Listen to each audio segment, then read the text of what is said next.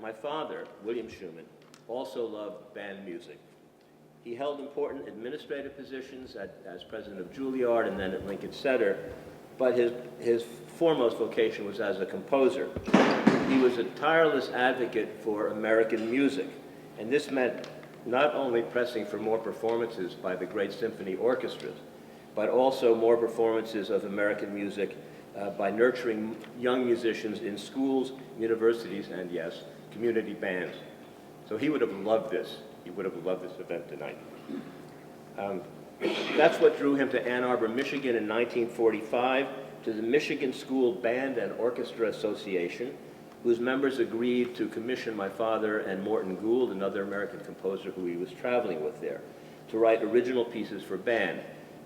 Dad was about to take the Juilliard position, and the piece wasn't delivered until 1950 as George Washington Bridge, an impression for band.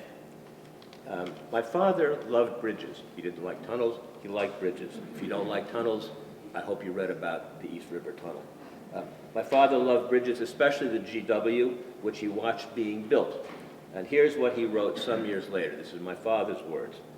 There are few days in the year when I do not see the George Washington Bridge.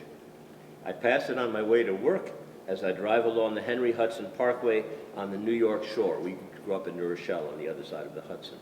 I am no stranger to this bridge, for I have known it since my student days when I watched the progress of its construction.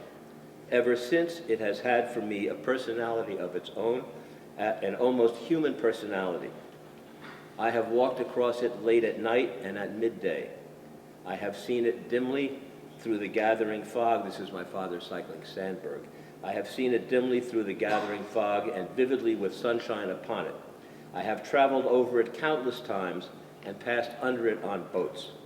Coming to New York by air, sometimes I have been lucky enough to fly right over it.